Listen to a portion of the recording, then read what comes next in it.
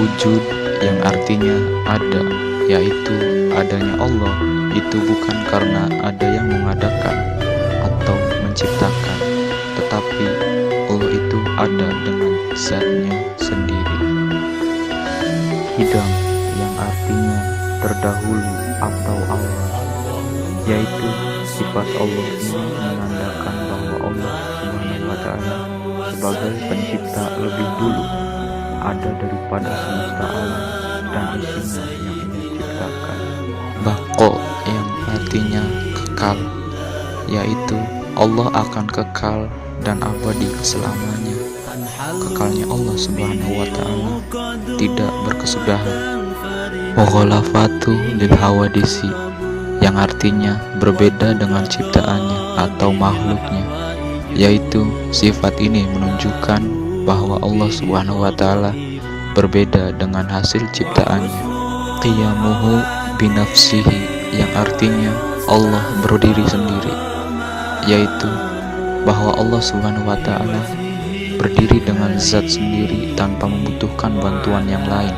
Maksudnya, keberadaan Allah Subhanahu wa Ta'ala itu ada dengan sendirinya, tidak ada yang mengadakan atau menciptakan. Wahdaniyah yang artinya tunggal atau esa, yaitu bahwa Allah Subhanahu wa Ta'ala adalah Tuhan yang Maha Esa, baik itu esa zatnya, sifatnya maupun perbuatannya. Esa zatnya maksudnya zat Allah Subhanahu wa Ta'ala itu bukanlah hasil dari perjumlahan dan perkiraan atau penyatuan satu unsur dengan unsur yang lain menjadi satu. Berbeda dengan makhluk diciptakan dari berbagai unsur seperti wujud manusia, ada tulang, daging, kulit, dan seterusnya. Esa sifatnya artinya semua sifat-sifat kesempurnaan bagi Allah tidak sama dengan sifat-sifat pada makhluknya, seperti marah, malas, sombong.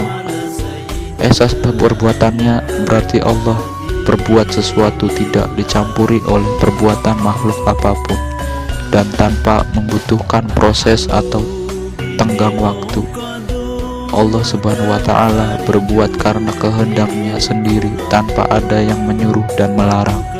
Qudrat yang artinya berkuasa, yaitu kekuasaan Allah Subhanahu wa Ta'ala atas segala sesuatu itu mutlak, tidak ada batasnya dan tidak ada yang membatasi, baik terhadap zatnya maupun terhadap makhluknya. Berbeda dengan kekuasaan manusia, ada batasnya dan ada yang membatasi. Iroda yang artinya berkehendak, yaitu Allah Subhanahu wa Ta'ala menciptakan alam beserta isinya atas kehendaknya sendiri tanpa ada paksaan dari pihak lain atau campur tangan dari siapapun. Apapun yang Allah kehendaki pasti terjadi. Begitu juga setiap Allah tidak kehendaki pasti tidak terjadi. Berbeda dengan kehendak atau kemauan manusia, tidak sedikit manusia mempunyai keinginan, tetapi keinginan itu kandas di tengah jalan. Apabila manusia berkeinginan tanpa disertai dengan kehendak Allah, pasti keinginan itu tidak terwujud. Hal ini menunjukkan bahwa manusia memiliki keterbatasan, sedangkan Allah memiliki kehendak yang tidak terbatas. Ilmu yang artinya mengetahui, yaitu Allah Subhanahu wa Ta'ala memiliki pengetahuan atau kepandaian yang sangat sempurna. Ilmu Allah itu tidak terbatas dan tidak dibatasi.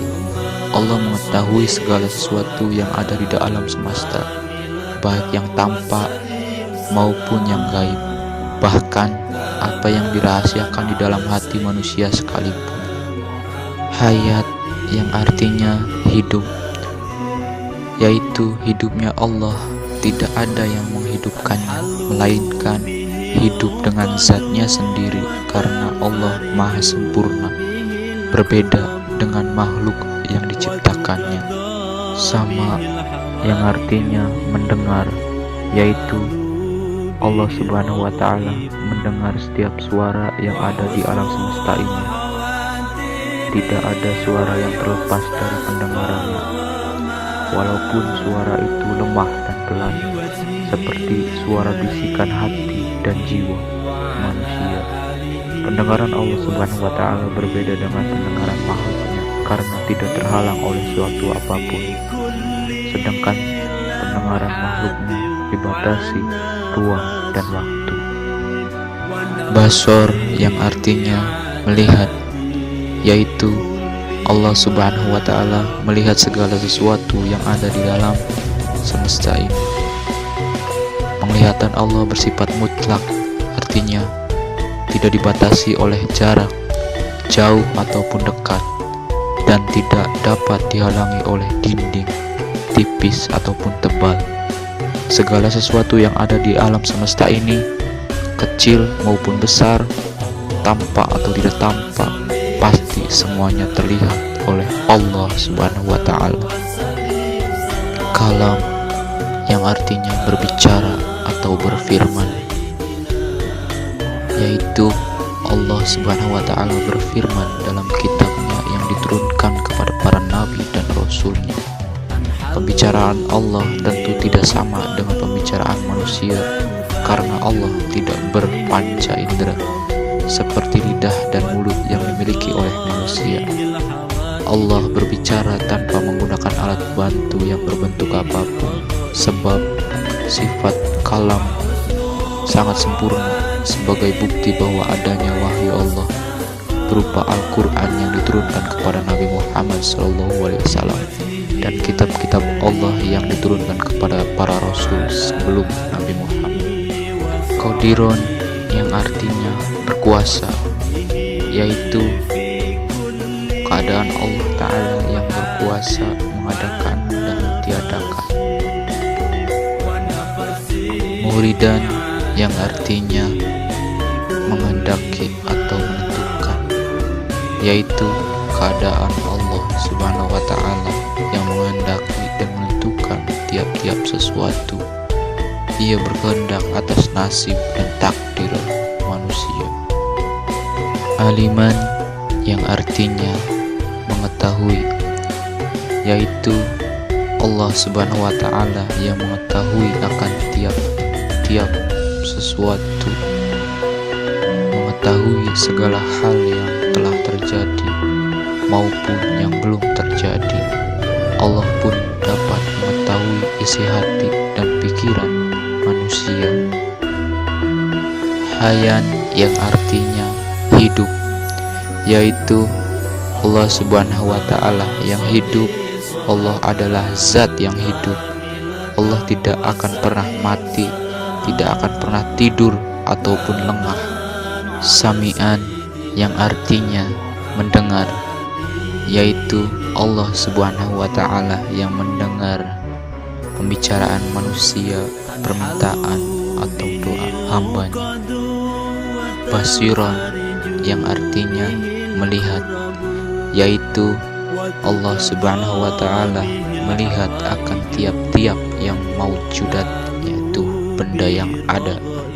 Allah selalu melihat gerak-gerik kita. Oleh karena itu, hendaknya kita selalu berbuat baik.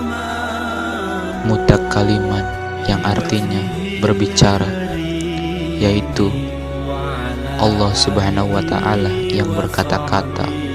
Allah tidak bisu, Ia berbicara atau berfirman melalui ayat-ayat Al-Quran. Bila Al-Quran menjadi pedoman hidup kita, maka kita telah patuh dan tunduk terhadap Allah Subhanahu wa Ta'ala.